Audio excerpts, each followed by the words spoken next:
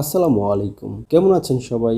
আশা করি অনেক ভালো আছেন। আজকে আমরা যে জায়গাটিতে ঘুরতে এসেছি এটি একটি আবাসন প্রকল্প। এই জায়গাটির নাম advance police town. Bangladesh BCS police সমবায় সমিতি এবং অ্যাডভান্স ডেভেলপমেন্ট টেকনোলজি লিমিটেড নামে একটি ডেভেলপার কোম্পানি সমন্বিতভাবে এই আবাসন প্রকল্পটি গড়ে তুলেছে। হাইওয়ে থেকে এই প্রকল্পের এই পথটা ধরে নামতে নামতে ছোটখাটো একটা পাহাড় বা টিলা থেকে নামার মতো অনুভূতি হলো। এছাড়াও শুরুতেই এর প্রাকৃতিক যে সৌন্দর্য সত্যিই মুগ্ধকর ছিল।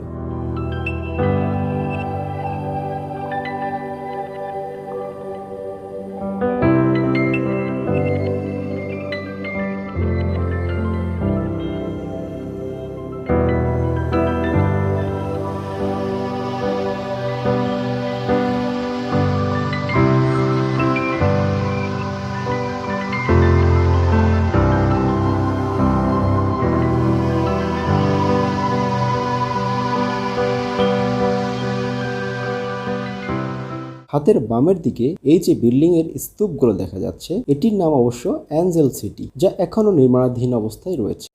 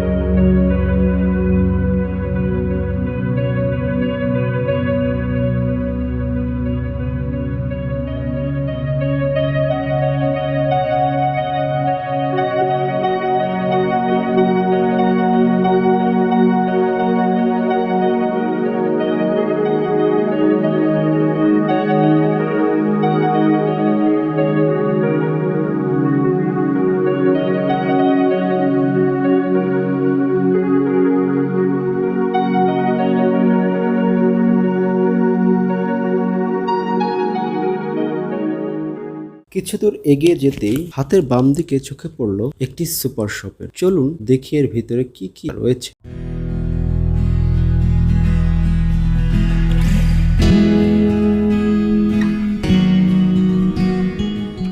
ভিতরে গিয়েই চোখে পড়লো বেশ সাজানো গোছানো কাঁচা বাজারের জিনিসপত্র। তার ভিতরে লাউ, গাজর, পেয়ারা, আপেল, কমলালেবু ইত্যাদি রয়েছে।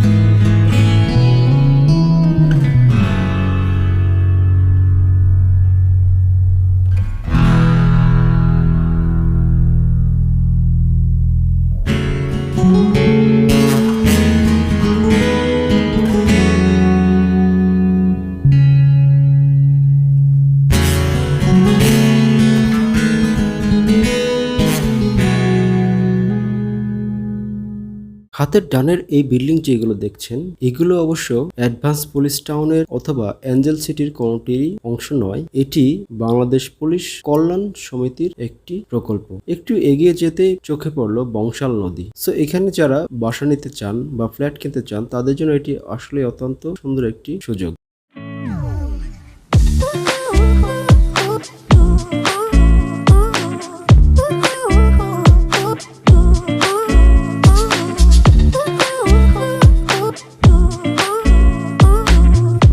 এই অ্যাডভান্স পুলিশ টাউনের ভিতরে 11 তলা বিশিষ্ট মোট 6টি বিল্ডিং রয়েছে, অর্থাৎ 10টি ফ্লোর এবং একটি পার্কিং ব্যবস্থা সহ প্রতিটি বিল্ডিং হবে 4টি ইউনিটের, যা প্রতিটি ফ্ল্যাট 1900 স্কোয়ার ফিটের মতো। অন্যদিকে ডেভেলপার কোম্পানির আওতায় রয়েছে অ্যাঞ্জেল সিটি, যা টোটাল 47 বিঘা জমির উপরে নির্মিত।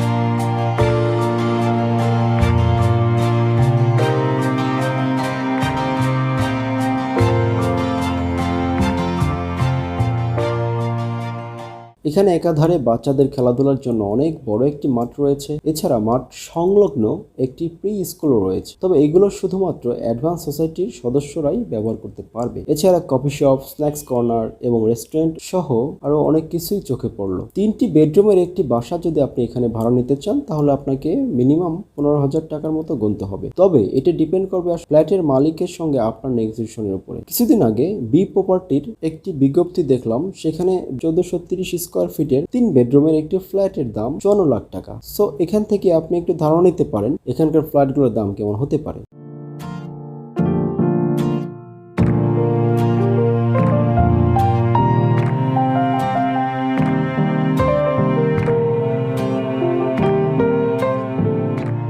ভিতরে পার্শিয়ালি আরেকটি সুপার শপ চোখে পড়লো। এটি অবশ্য খুব একটা বড় ছিল না, ছোটখাটো একটি সুপার শপ। তবে আগেরটিও যে খুব বড় ছিল তা নয়। আগের সুপার শপেও এবং এই সুপার শপেও আমি একটা জিনিস মিসিং দেখলাম, সেটা হচ্ছে কাপড় চোপড়ের কোনো আলাদা প্রোডাক্ট ছিল না।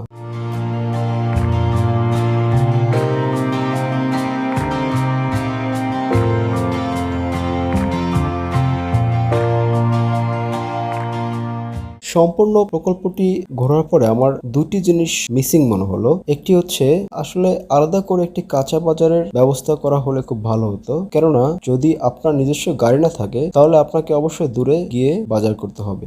আর এখানে একটি বুথ আমি কোথাও দেখতে পাইনি, তবে একটি বুথ থাকলে ভালো হতো।